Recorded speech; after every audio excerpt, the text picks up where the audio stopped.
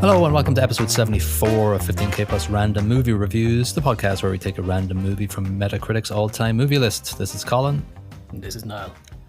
This is random movie 1566. It is Inherent Vice from 2014. Runs for 2 hours and 28 minutes. Got a Metascore of 81, user score of 7.3. It had a budget of 20 mil and a box office of 14.7. Ooh. Which, yeah, that's a kick in the Joaquin Phoenixes. Yes. Which obviously goes to show, there is no correlation between popularity and box office, I guess. So screw your numbers. It's got a couple of Oscar nominations, but not really anything in the big categories. Adapted screenplay and costume design. Costume design, I can dig. If you hear me, I was just about to say that. I can dig it, man. I can dig it. So this is one of Paul Thomas Anderson's movie. Directed it, and he adapted the Thomas Pynchon novel of the same name. Anderson, obviously, Magnolia, one of not my top 10, but a pretty decent movie. I still remember. There Will Be Blood, obviously, amazing, a great movie. With our buddy Lewis Day. Drink up your milkshake. I come over to your. Yeah. I'm not going to quote it word for word because I won't get it right. Yeah, it's such a great. That's one of the best endings in any movie ever. It's just amazing. I was let down by the end, and I thought it was underwhelming. Really, I love the extreme violent nature of the ending and the abruptness of it. I guess, I need to watch it again. I think, and just. It's a very dramatic movie. There Will Be Blood, and I guess the ending suits the sort of vibe of it. The general misery of the entire movie. It's quite depressing and dark. He directed Licorice Pizza, which is his latest movie, I believe. He's been doing a shitload of music videos with Haim, which. One of the singers from Haim stars in Licorice Pizza. I meant to watch Licorice Pizza, but I have not done so. I've never heard of it, so I probably haven't seen it. Yeah, probably something along the lines of give me the vibes of Garden State, something like that.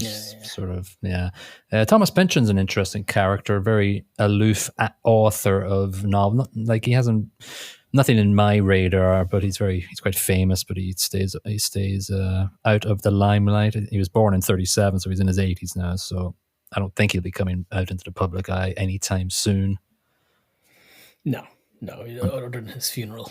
Exactly. I was just going to say that. But yeah, I thought he would have authored some books I knew, but one of his books is called V, and I was like, oh, he wrote the Alien movie with the lizards. No. So this movie has a lot of good actors. It's stacked. It really is stacked. Yeah, you've got, as you say, Joaquin Phoenix. You've got Josh Brolin. Mr. Bigfoot. Yeah. You've got Benicio del Toro in a little thing. You got Reese Witherspoon. And there's a lot of people, like a lot of big names just sort of pop. Like Benicio is just there for like 5 minutes. A couple of wee scenes. That's it. Yeah. The same with Owen Wilson. Not really in it that much. But he's an interesting character in it. Yeah. A lot of people said yes to it because the characters sound fantastic. Yeah. Reese Witherspoon. Maya Rudolph is in it for about 15 seconds. Maya Rudolph, who is Paul Thomas Anderson's partner. Get out of town. I didn't cop that. God damn it. Yeah, 4 children. Yeah. Wow. I think since 2010, maybe. I can't remember. But yeah, Reese Witherspoon, I read because I think Joaquin and her had starred in Walking the Line, and she recorded her scenes in one day or a couple of hours or something, and Anderson was like, hey, why don't you stay on and just become more part of the movie? She was like, no, not going to bother. Got shit to do. Yeah, I can understand wanting to have Joaquin and herself in a movie together, in that they really work well on screen together, in my opinion. Yeah, I think Anderson was saying, they did. My God. Yeah, they had like shorthand conversations, and Anderson was telling them to shut the hell up and get on with the movie. But listen, let's talk about this in general, this movie, first and foremost. What's your general impressions? Then I'll give you mine. I wrote down in one line, it's Aldi brand Big Lebowski. That's what I Yeah, think it is. that's You know, totally and it. Aldi's not Aldi bad. for little, not It's a little. cheaper brand, but you know the quality's pretty decent. But you'd prefer the original. Yeah, like Joaquin Phoenix comes across as the dude so much in this. Oh, big time. But to be honest, less likable, Less and the things likable, that yeah. happen to him aren't as slapstick, unfortunately. No, there's a couple of slapstick moments where he like bumps into The the cop. police or the police bumps into him. Yeah, that had But me. I wet it's myself on that. yeah, that was good. And Joaquin could only do that. But yeah, it Yeah. sort of definitely it felt like the dude so many times when he was saying certain lines, but just not funny, not memorable quotes or anything. There was a couple Yeah. of moments that are quotable, but nothing much. And it was at times surreal. Like where Yeah, the lady who was narrating would narrate from the passenger seat of his car, things like that. Interesting and tiny little bits, but not nearly as effective as the weirdness of the dude's movie. true. Yeah, it didn't go fully into the surreal. It just had little pockets of it from time to Yeah, time. it was too grounded, too real for me, if you will. Yeah, well, I will add on to your overall impression. So Pynchon, the Thomas Pynchon, the novel, the author that was based on, he's known for his complex plots. Mm. And so I believe this movie is complex from second one, and you're you're constantly trying to decipher who is who, what's happening, where are you going, what's going on. And I obviously, I can handle that with Pulp Fiction. That's fine.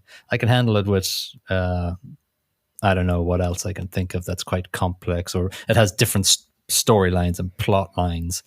But this is just, well, there's such and Inception or such something over like that. here. Yeah, there's such and Yeah, such over here, and blah blah blah. But he's with this guy, and what about this part of guy? me thinks that's kind of intentional to get the sort of you're stoned sort of feel about it, where you half get the story and you're building a story up over time with bits and pieces of half understood facts. And I think that's effectively done, but I don't know if I'd call it enjoyable. um, Yeah, like as I if was I want to be saying to stoned, you'll get stoned not to watch yeah, this movie. yeah. Yeah. Well, I believe Joaquin Phoenix. I was reading today.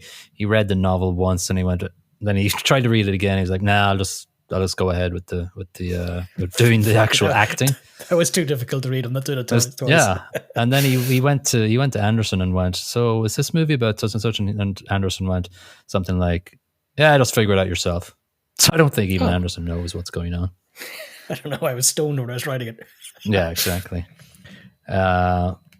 So in general, so we start off, it's 1970, and Doc spends a lot of time on his sofa getting stoned and drinking alcohol, and he has an ex called Shasta, played by Katherine Waterston, and she comes Mm-hmm. in and gives him this quite convoluted story and problem that she has. I will say, first This of is where all, I got confused right at this bit. yeah, it is. Yeah, it is very confusing.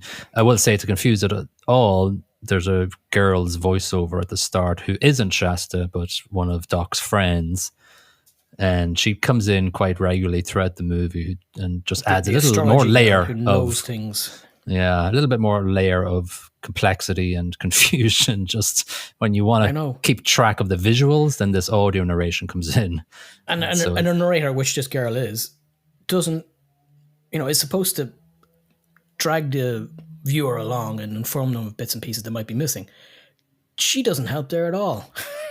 no, She muddies the water, and you're trying to figure out what she's saying while there's stuff actually happening on screen, and it's just so confusing. Again, I think yeah, intentionally, but I damn, guess. because I think we're with Doc for the entire movie, and from his perspective, it's just a confusing hellhole of names and who's playing who and who's with me and who's not telling me the truth. And yeah, lots of different avenues to go down where some of them might be dead ends. Shasta's story makes the sort of core basis of the plot. She's having an affair with Mickey Wolfman, who's a very famous property person. His wife has a boy on the side too, and they want Shasta to come with them to give it to won over Mickey Wolfman. Yeah, or get rid not of him. really get rid of him though. Put him in an insane asylum, wasn't it? Yeah, put him in an insane asylum, take his money, and blah blah blah. And so she's very sorrowful about this. Mr. Wolfman, though, is that he's Jewish, but he hangs around with a bunch of neo-Nazis for some reason. Yes. We don't see him with the neo-Nazis. No, it doesn't. We don't see him with the neo-Nazis. We see a couple of neo-Nazis, but we don't see him with them. Yep. Yeah. So with all this, Doc's going, listen, I'll help you out. I'll talk to Penny. She's the assistant DA, but we have a fling now and again. And it pretty much goes into the titles credit, and it's a good song. And the voiceover says, questions you forgot to ask. So the voiceover comes in very quickly and just sort of gives us more things to think about to make us even more confused. So he changes his hair quite quickly into the thing. I don't know why. He calls up his Aunt Reese.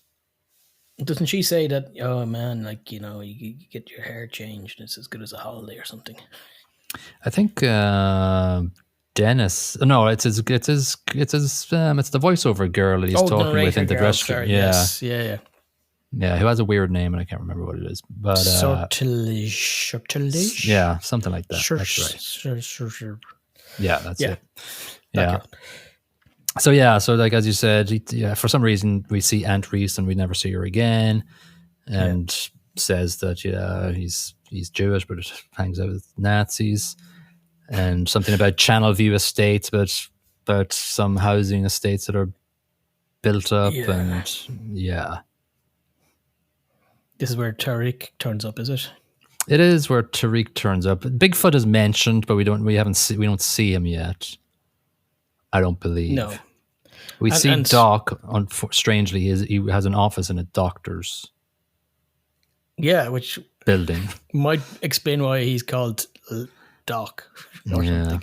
Yeah. His real name is supposedly Larry, but people just call him Doc. Yeah. So we have that whole chunk of plot, and we're going, okay, that's the basic plot. It's a bit confusing because we don't know who any of these names are, and then, as you say, Tariq comes in. Yeah, and he's like, so I was in prison with this dude, and he was a Nazi, and I'm black, and we were kind of friends, and we had a deal, and then he got out, and I need to chase this man down so I can finish the deal. And Doc's like, so you're hanging out with a Nazi in prison? Yeah. Yeah, and again, it never really explains that bit. No, it just gives... Yeah, it just gives the other sort of backstory to this sort of the names that are popping up in the storyline. So there's a new name introduced. Oh God, I didn't write his name down. The guy who's soon to die. Yeah, I think it's Chuck? Glenn. Yes, Glenn. Yeah. So I got confused between Glenn and Coy. Yes, and there's also another name of. There's also. Whatever, we'll get to it. It's written down in my notes later. There's too many names to remember. It's so confusing to keep track. You need a spreadsheet. Yeah. So anyway, he goes to this Channel View Estates, but there's Planet Massage place in this Channel View Estates. It's the only building there. Actually, there's nothing else. Yeah.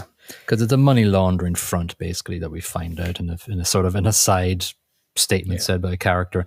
But as I kind of found the shot quite cool as he's walking into the place. There's all these cops like running behind him far away in the distance, and they drop into the grass. I thought that was kind of eerie. It blink and you miss it type thing. It's almost what would you say, Coen Brother-esque in the background. True, yeah, or even our Anderson, buddy, maybe Wes Anderson. Wes Anderson, yeah. I was thinking, what's his name? Anderson? No, that's this one. Yeah, it's Wes Anderson. Anderson's everywhere. Yeah, Mr. Anderson. Mr. Anderson's. So anyway, he goes into this Planet massage, and it's quite a risque conversation about services rendered. Yes, and it's not. I don't. The only thing you can't get there is a massage. True, yeah. But he goes wandering around and just suddenly gets whacked over the head with a baseball bat. This made me chuckle. This is a great little scene. It is, because he falls down quite funnily. Yeah, he sort of swipes at the bat that hit him, and then he's unconscious. It's great. Yeah. So he wakes up beside the corpse of Glenn. Glenn dead. That's what I wrote down here. Glenn dead. Yeah.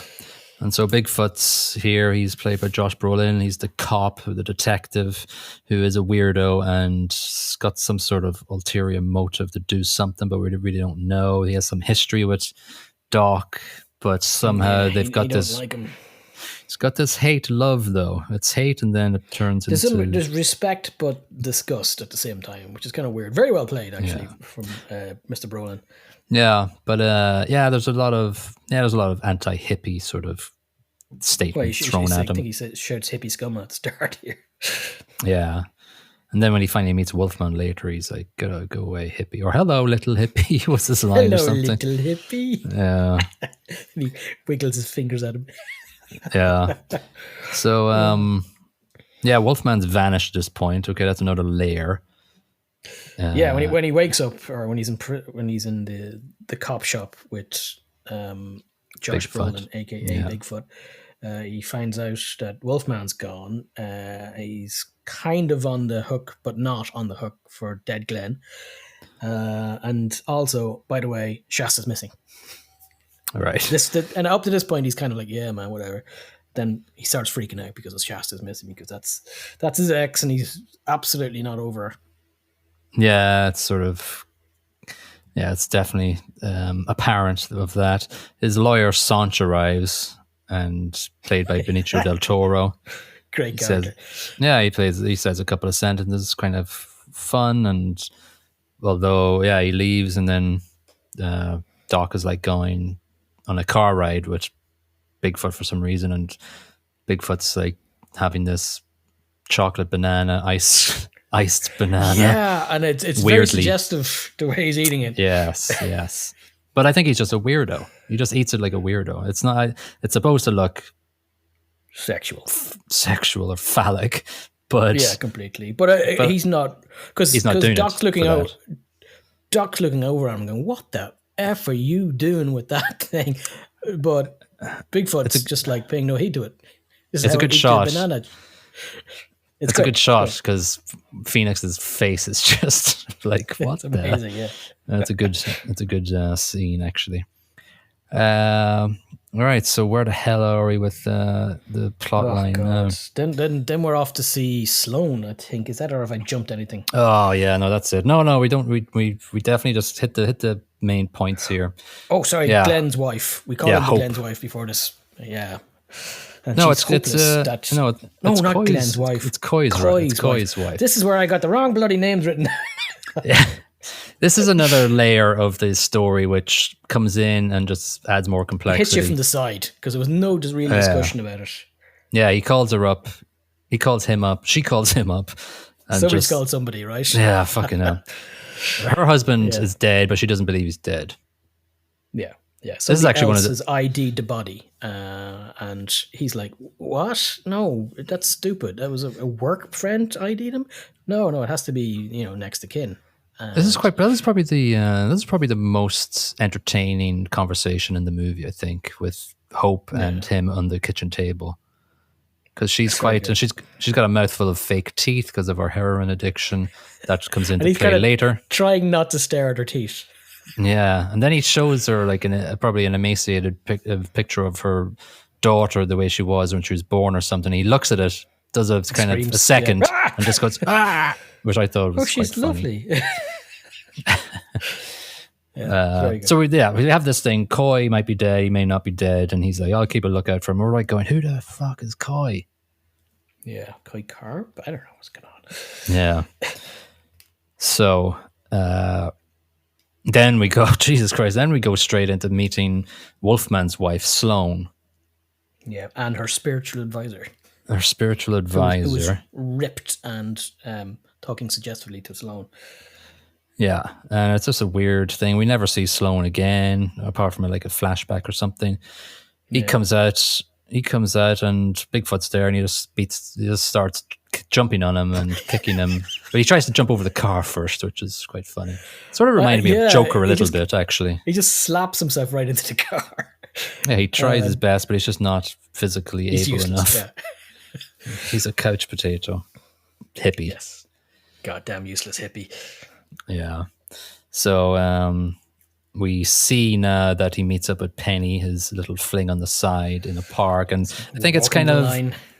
Yeah. I think this is the part of the movie where we sort of go over the plot again in the conversation just to try to get us up to speed. I sort of noticed that as a sort of a device. It was like, okay, here's what's happening at this point, because it was just so many lines interconnected and a lot of it just unexplained. Names dropped in left, right, and center. I don't know if Glenn is Coy and Coy is Glenn and Sloane is a man or there's a sheep. I don't know. Stuff's happening. It needed to be tied up a little bit, and it is a bit, which is good. This is the first point where I start making sense of what the hell's going on. Yeah. So he gets a letter from Jade from the massage place talking about or meet me.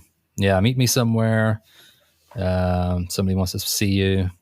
Watch out for the golden fang. Yeah, beware of the golden fang. Meets up with Coy finally, played by Owen Wilson. Ka-ching! It's Owen Wilson, yeah. He's nice and subtle in this, actually. I like how he plays the character. I think that's what he does constantly. Well, yeah. You know, I'm Owen Wilson, dude. I'm Coy, man. Yeah.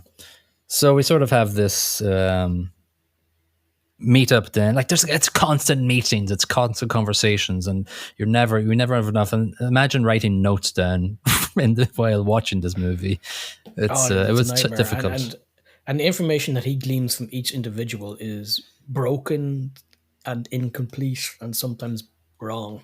And trying to make sense of what the hell is going on as he goes through the case is, I would imagine, frustrating for the character in the movie, because it's kind of frustrating as a person watching it, because it's tough to try and figure out what the hell is going on. Yeah, and not even just figure out what the case is, but what the crime is, what he's trying to investigate. Yeah, and Coy is quite coy, strangely enough. He doesn't tell him the whole story a lot, so maybe that's a sort of nod there that I didn't even think about. Anyway, he meets up with Benicio del Toro again, and they order some weird food. It's just weird. It belongs in The Big Lebowski, actually. I wouldn't mind seeing that sort of, I'll have the squid fingers and whatever. Yeah, and the waitress is like, oh, you guys are going to need to get wasted to eat this food. And like, yeah, give us some tequila. But the entire conversation is the history of the boat, the Golden Fang. Yeah. I'm like, is this important? I was thinking during the conversation, is this important? Is this vital for me to hear this? It felt very important, the way it was being described by Benicio. Yeah. That he was so interested and so into it. But no, it's not that important. No, it's really not important. But there's some sort of info that the Department of Justice wants Wolfman to go to Vegas and be their person in Vegas. And sometimes we hear that Shasta's have been on the Golden Fang and yada yada. Yeah, this is where Benicio says she was last seen on the Fang last night or something like that. And yeah. Anyway, they go to Dennis, and Dennis, who just turns up a couple of times in the movie, Doc's buddy, goes to Coy's house where he's hiding up. I think Penny finds Coy, right? Dick party. Yeah. Yeah, Penny, the DA, finds where Coy is. He's an informant for the cops and some other thing. That's why he's hiding. Snitchy McSnitch. Yeah. So he's a bit of a kind of snitch. trapped, is what he says at this point. So they have a conversation when they get rid of some lady who's mucking about with dough or something. Yeah, it's a good enough conversation. Actually, it's good seeing these two talking. Actually, yeah, and it kind of it's a conversation from the time period in California as well, where people like Nixon and the lads are cracking down on hippies and stuff, and Coy is kind of explaining his job as a snitch. He's been hired to not eavesdrop, but eavesdrop to snitch on the hippies and give information to various organizations that are going to use that information to nab the hippies. So he can't go back to his wife and child because he thinks he's going to get knocked off, and he probably will if he comes out of hiding. Basically, oh yeah, absolutely. The way he describes it, he's dead as dodo if he stops doing his job. Yeah. So that's quite a good scene actually with them talking about it all. It kind of gives you a little bit of context, but it's just another layer that you didn't want in your brain at the time. He's already enough in there, and then there's more. Yeah. So Jade at the time, the massage lady, is actually at the party. Drives him home, and she said, can I get a lift, boys? I'm going to get out of here. It's kind of weird. Yeah. She basically does another bit of information unloading and goes, yeah, it's all about Indochina, heroin. Obviously the Planet massage place is a front. It's a money laundering place. So she never actually sells the junk, but she just, takes money and cleans it. Yeah. So at this point, Doc thinks he needs to go to Bigfoot, and there's a funny scene. Yeah, he's minding his own business, walking past a bunch of cops, and one just creams him. It reminds me of smashes him to the ground. His physical sort of stunts that he does, and it reminds me of scenes from The Joker. Actually, just the way he lopes around after falling and stuff. He's quite gangly and spindly, and he uses that to his advantage for physical comedy. Yeah. So the Bigfoot says he'll look into it. It's always the conversations that they have are always they're sort of nearly testing each other every time they have a conversation. They're sort of enemies, but they know in the back of their minds they can help each other. Yeah. And it doesn't finish in a nice little bow tie at the end either. No, not even close. It's the weirdest ending with the two lads. But hang on a second, we have another new character that's going to come in now. I think her name is Clarley or Clancy. Sister, isn't it? Yeah, Charlotte. The nitrous oxide scene. Yeah, so instead of smoking a bit of dope or drinking, he's snorting down nitrous oxide. I suppose he's got easy access to it because he's working in a doctor's office. yeah, true. It's weird. So she's like telling all about what Wolf is like and the Wolfman is like, and mentions Puck Beaverton and Puck Beaverton, man. Puck Beaverton comes up. His name is coming up. Another name, Puck Beaverton. Who is Puck Beaverton? Yeah. So then he gets a postcard from Shasta as well. Before he gets the postcard, there was another interesting, silly scene because he's absolutely wasted on his way home from huffing the nitrous oxide. So as he's parking his car into the garage, he doesn't get it right. So he gets kind of sideways and he just keeps accelerating because he's hit the side of the garage and just keeps going anyway. Ripping the side off the car, and he's like, oh, okay. Oh, postcard. So this postcard sort of is a device to sort of let us know backstory. It sort of mentions the Ouija board and how they went running because the Ouija board said, this is where you get dope from or whatever. So there's an address that's mentioned in the flashback, which is important. Yeah. Yes, and so they go, in the flashback, they go and it's an empty lot, but come to current day and it's a Golden Fang building. Oh my God. And this one has a shout back to a previous movie. Because when he goes in and he's trying to figure out, I need to talk to the boss man about something. And the reception girl goes, sure, okay, I'll get the doctor. Up you go. Doctor comes out. He's a dentist called Dr. Blatnoid, which is a great name. Mm-hmm. Played ably by Martin Short. And I love him in this. Yeah, it was good. He's a good just actor. Weird. Yeah, definitely Martin good. Short goes, oh, you're a hippie guy. Oh, brilliant. And he goes, reaches back and pulls out some smushed up tablets and goes, here, you try that. In fact, you know what? I'll try it first. Then you can have some. Yeah. Yeah, I love the way he's got some good sort of ways of saying. He's like, goodness me. Yeah. You're a dope fiend. I love him. He's only in it for like 5 minutes or something as well. But yeah, but he's very good. He's an effective character. He is. Episode 72, Three Amigos. Very good. For me, you hated it. Yeah. You actually only rated it 2.5 or so I don't know why you were saying very good. It's very good in the nostalgia that it holds for me. And as I said during the review last time, the Buttercup song. Oh. Chef's kiss. Well, back to reality. We get another character now, Japonica Fenway. Obviously, we need more characters. No, but here's the thing. I'm like going, that's fine. We're not going to need to know. But no. We do need to know. We do need to know. Because, she's essential. Yeah, essential because in the wrap-up to the movie, her dad comes into it. It's like, what the hell? Anyway, Japonica Fenway, Doc had saved a few years ago or something. Yeah. Her dad called him up and said, listen, my girl's gone off and done loads of drugs. Can you bring her home? Thanks very much. And he did. And he got paid. Yeah. That's important later. That is important. I kind of like when Dennis comes in with the steering wheel going, I can't drive. He crashed. It was so obvious could have happened though. Because as he's leaving Dennis in the car, he goes, okay, you're going to get pizza. Okay. Do you know how to drive stick? And Dennis is like, yeah, man, yeah. I can't drive. Yeah, anything. So they all cram into Japonica's car to go to a party, whatever, and they get stopped by the cops, but the cops let them go because Bigfoot got involved, right? Yeah, Bigfoot. I think it was on the radio or something such. It was kind of hard to figure out why they got away so easy. True, but I think it was Bigfoot.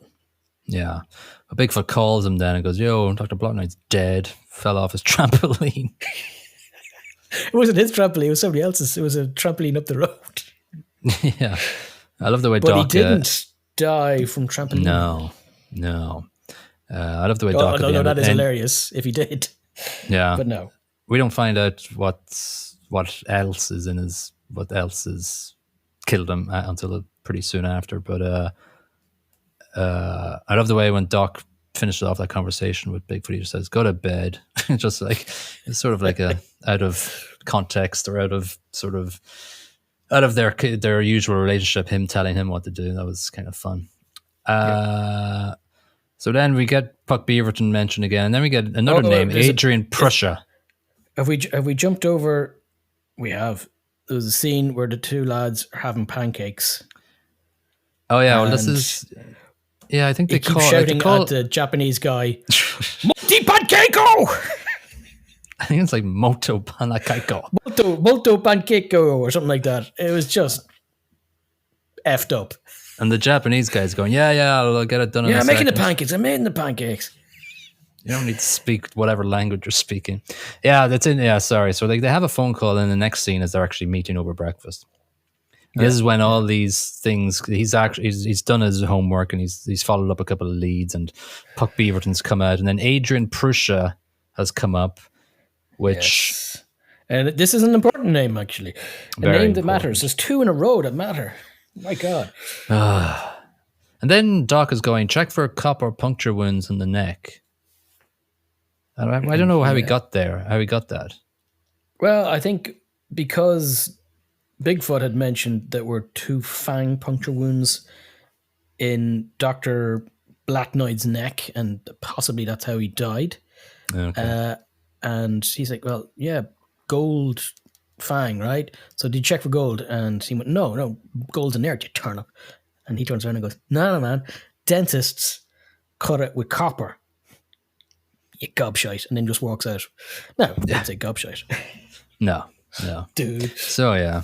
It's yeah, it's just another little added extra into the plot line that sort of goes, Jesus, what are we looking at? Is somebody like Jaws from James Bond in this movie or something? Yeah, it doesn't explain this about the golden fang bit though. Like, I thought it was going to be a plot device or something like that. That people were turning up dead with fang wounds. It's just one person. Yeah.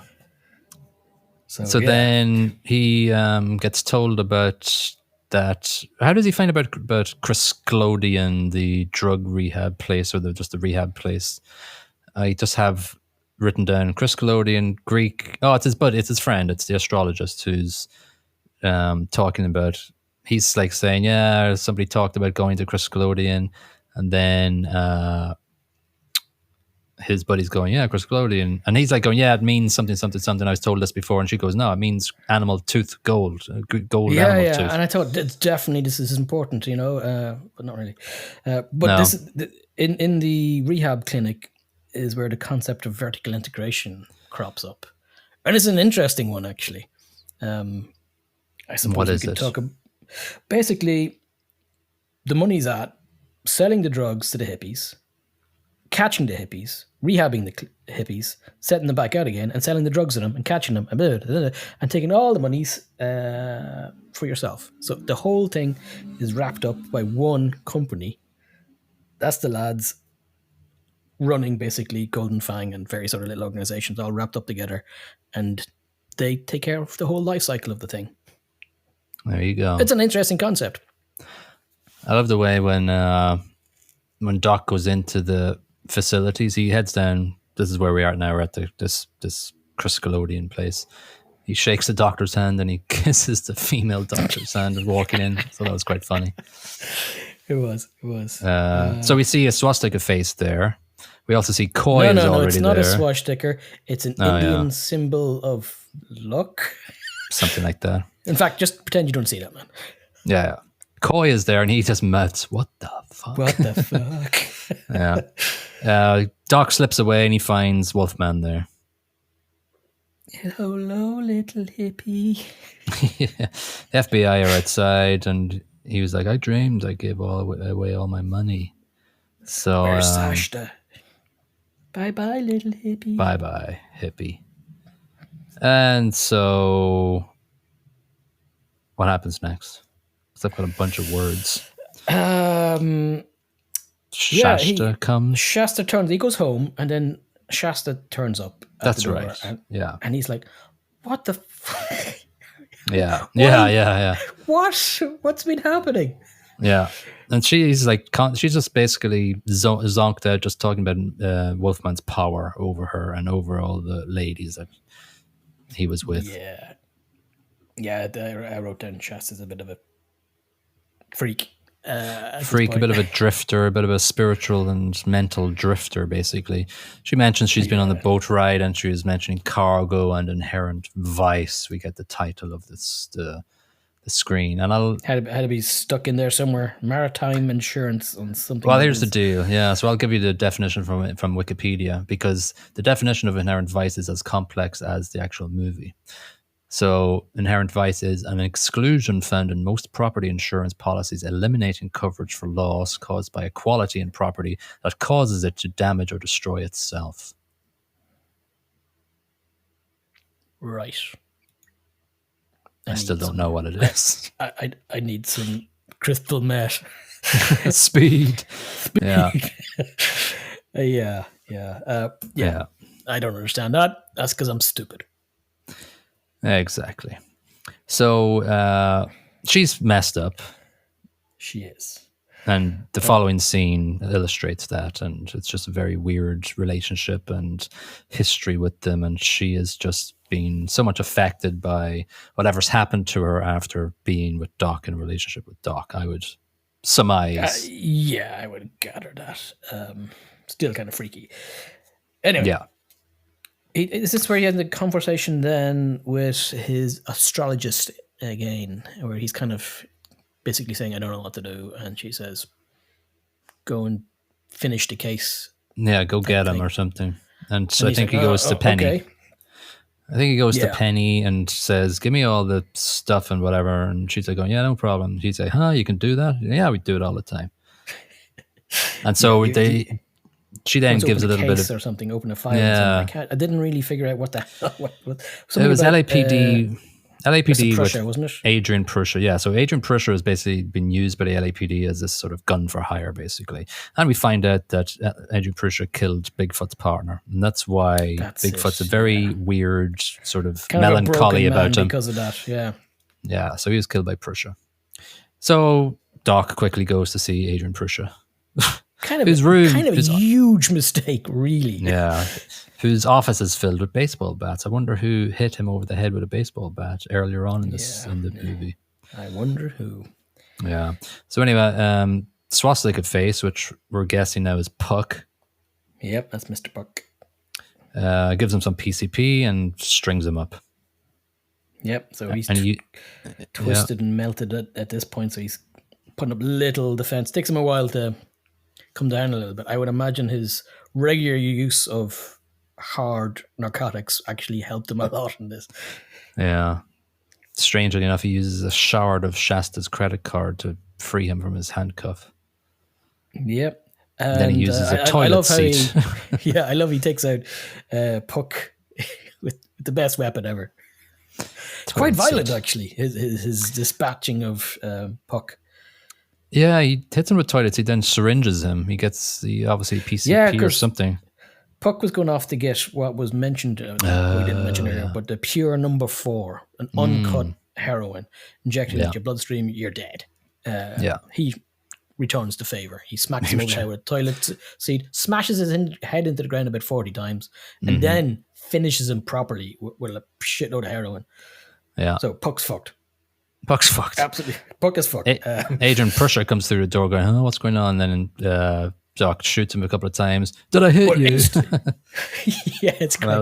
But it's a fantastic reaction. You know, no fucking around. Bad guy, shoot him. Yeah. Bad guy dead. No, it's good. It's pretty good. Bigfoot's there already. He knew it was going to happen, so he comes up to help him clean it up, but leaves him with a couple of Ks of heroin.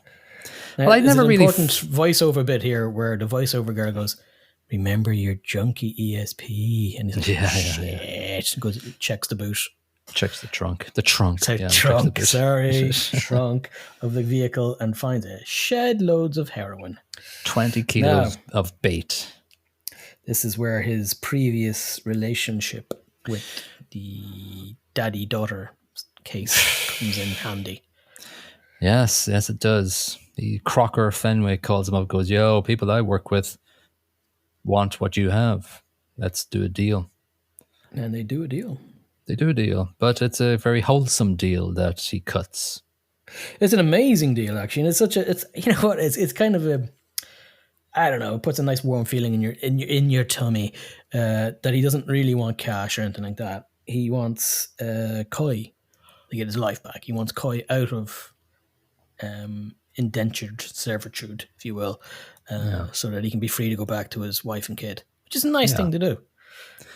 It's nice. I didn't see it coming. That was fine. No, but I thought he'd asked for a shed of money. Yeah, but I felt that Doc was a bit. He was a bit. He was empathetic towards Coy and the wife and the kid. Yeah. I think from the start, you could see it in his facial reactions. Though he seems like a nice bloke. Yeah, he's not an asshole. That's for sure. He's just a dude. He's just a dude. Yes, he is. He's one of them. He's one who abides. He definitely abides. But I do know what Bigfoot left the heroin in his trunk, but then Doc sat at home with the heroin. I don't think Bigfoot was going to frame him for it. Did you think that? Because he sat at home with it and nothing happened. Nobody raided his place. No, I'm unsure as to the motivation there. I think maybe he did, but then felt bad about it or something. Because he had the chance to get him absolutely screwed if he wanted to. Yeah. And then in the last scene, he kind of says that. He goes, I'm sorry about that. Yeah, I don't think he wanted to. I think he just knew that if he left the heroin in the scene, then it would have just ended up in a weird situation. He couldn't take it, so dump it in his trunk. It's his problem there. Yeah. It's I never really got my head around that bit, to be honest. Yeah.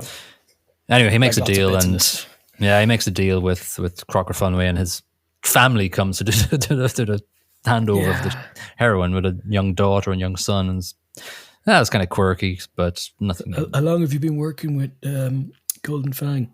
Fuck off. Yeah, exactly. From the daughter. Yeah. So then we cut to him picking up Coy from the thing, and I like the way Owen Wilson delivers the line, "You're a dangerous hombre." Dry. Yeah. Anyway, at near the end, it's Doc and his lawyer Benicio looking at the Golden Fang boat being nabbed by shipped the cops. in by the Department of Justice, and then he's sitting at home getting high again. Boom. Door comes down. Bigfoot comes through the door. Crashing in. They talk together in a weird, surreal moment, like one of a couple of surreal moments where they just say they say three sentences at the same time, really apologizing. Yeah. He smokes the joint, and he eats the joint, and he eats the dope off the tray. Yeah, and then just walks away. And walks away. Yeah. It's fucked up. Yeah, cool. Yeah. The end, I think. Yeah, I think Shasta has this final dreaming sort of... Happy something, blah, blah. Yeah, and then... Finn. Yeah, the voiceover says something, and Finn. Yeah. It was hard to not mention every little turning point of that plot. It's a complicated movie to sit down. If your brain is fried after a day at work, you don't want to watch this movie. Yeah. I found it rather complex, difficult. I wasn't expecting it. I wasn't in the mindset when I started watching this for something so complex, because on its cover, it's a dude who's wasted all the time, and I wasn't expecting complexity from that. Yeah, but certainly not the worst movie I've seen. No, what are you giving for plot then? Plot's a nightmare to score. Yeah. So in one way complex. In one way it's complex, which is good, but in another way it's too complex, which is bad. But one of the good things about the plot is the plot doesn't matter. If you look at it, the entire case he solves is kind of irrelevant. Yeah. Because what really matters is getting Shasta back. Now, the only good thing that comes out of it is he gets Coy off. Yeah. But how all these things tie together, it doesn't really. It's a tough one to put together in your mind as you're watching it, because it's not framed in such a way as to help you understand the plot. Yeah, it doesn't leave you with a sort of a completion feeling. Yeah, I put down 2.5. I think with a little bit more massaging of the movie, this could have been a fantastically developed plot, but the frustrations I felt at times with the damn astrologist really annoyed me at times on plot. So I put 2.25. I'm being cruel. But okay, 2.25. I didn't like the complexity of it, but I put 2.75 because of the complexity. It's still not. That's the hard part of it. It's weird. Yeah, it's just it annoyed me, but I also respect the work that went into it. I think it definitely needed to remove maybe 3 or 4 characters. Keep it. The ones that have little impact on the storyline. Well, yeah, like Adrian Prussia, leave him in and give him some more time, because he comes in near the end and he is Bigfoot's nemesis, and then he's dead. I need more of him. Maybe a little bit of a prior sort of torture scene with Doc, maybe when he hit him over the baseball bat, maybe he has a conversation with him and tells him to piss off or whatever. Even a lot of characters like Tariq. Get rid of him. They're interesting and the conversation's interesting, but they don't move the plot along. Not really. Yeah, get rid of Puck. Get rid of... Yeah, by Puck. Get rid of Tariq. Get rid of Sloane. Keep Dennis, because I just, he's irrelevant, but he's kind of funny. That's fine. Yeah, Dennis is okay because he doesn't confuse. I want to keep Dr. Blatnoid. Sortilege can... Blatnoid needs to stay. Blatnoid needs to stay. Sortilege needs to be taken out the back with Puck. Yeah, get rid of the voiceover. Maybe do it from the perspective of Shasta. Maybe that gives us more insight into her character and more character development for her. Yeah, I agree with you there. Doc's background story. Who else can... Actually, you know what? Get rid of Reese Witherspoon. Get rid of Penny. I don't need her. Doesn't add anything to Doc's character because it doesn't really show us a side of Doc that's different with their relationship, and all she does is tell him a little bit of information. Get all the information from Bigfoot and develop and more that. Benicio story development. Yeah, Benicio. A few more points in there. Yeah, get him to give more information as well. Yeah, he gives a little bit of information, but about the history of the bloody boat, which is not important. Make that more important and more Benicio, because Benicio is just... Yes. Yeah, so the main players are Doc, Shasta, Coy, Bigfoot, Agent Prussia, and then the Jade. rest are incidental. So keep Jade. Yeah, keep Jade because that thing has been... But I need that more developed too, though. So get rid of some sort of... I need that front. I need her character to be a bit more deeper because she's actually a good character. She is. She's kind of funny as well. Yeah, and I think there was a lot more room for humor development as well. I think absolutely. I saw a lot of it. I saw it being described as comedic, but it's not for me. It's a drama more so than a comedy. Oh yeah. No, it has its physical comedy moments. Yeah. Mostly where Doc gets slapped into the ground or beaten up by Bigfoot or something like that, or doors coming off the hinges. Yeah, that's all great, but it's a bit shallow in terms of comedy. Yeah, I think it's Anderson's delivery or the treatment of the original novel and transferring it into the screenplay. I think he probably, I don't know, he made a few wrong turns, I think, with it, in my humble opinion. But I believe the original novel is quite complex, so it's probably a hard one to do. Acting, I gave 3.5 because I think it's a stellar cast and I think they all do a good job. I gave 3.25. As you say, great cast. I think some of the characters might have warranted some more screen time. Like Rudolph, like, I love her. More of her, please. Thanks very much. Owen Wilson a bit more as well. Yeah. Listen, it's a fantastic cast. That's all you can say about it. Yeah. Sam Brackett's track, I'm giving an above average because I thought that the music through was quite cool. I gave it 3 out of 5 because it was appropriate and set the tone in a certain amount of the scenery and scenes. I went with 2.75. I'm not sure I went why so low, but I'm going to stick with it anyway. Well, it's not, it's not overly memorable, but when I was watching it, I was like, oh yeah, that's cool. Yeah, there's some good choice of songs. I didn't actually write down any of them, but I do remember enjoying the soundtrack. Yeah, there's a couple of Neil Young songs in there, and then some incidentals. But at times, it feels a little bit elevator music-y.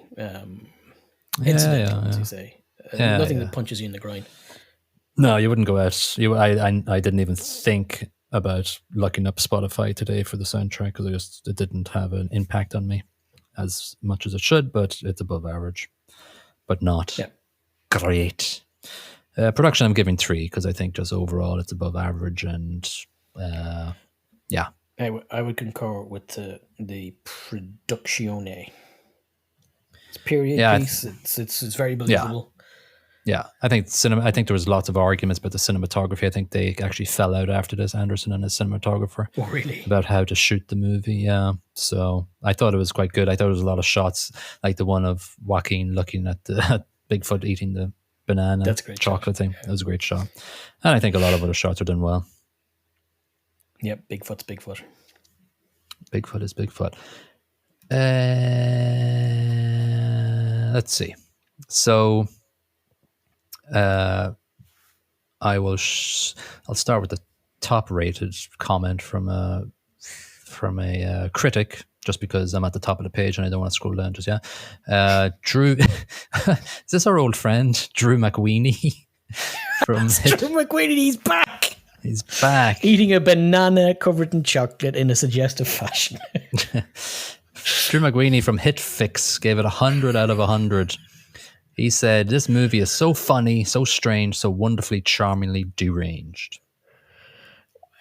All these things are right apart from the funny bit. And 100 out of 100, dude, no. Dude. Kyle Smith in the New York Post gave it 38 out of 100. He said, Inherent Vice, meandering even by Anderson's standards, is easily the worst of his movies, a soporific 2.5-hour endurance test. I agree with the endurance test. It's too long. It is. A bit harsh, though. Cut the fat off the plot line, get the running time down to 2 hours 20, focus on the bigger characters, and we have a movie. We've solved another movie. When are they going to call us up? Never. Yeah. 5th of never. All right, let's, what should we do? Is to smoke this movie in a big fucking joint and let us just disappear. Extinguish the doobie in the ashtray of forgetfulness. There you go. That's better. It's more poetic. All right, so let's roll for next week's episode and see what we get.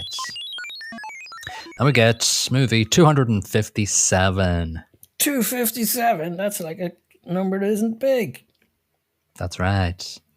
And movie 257 is 1931's Frankenstein. Oh, wow. Like 1931's.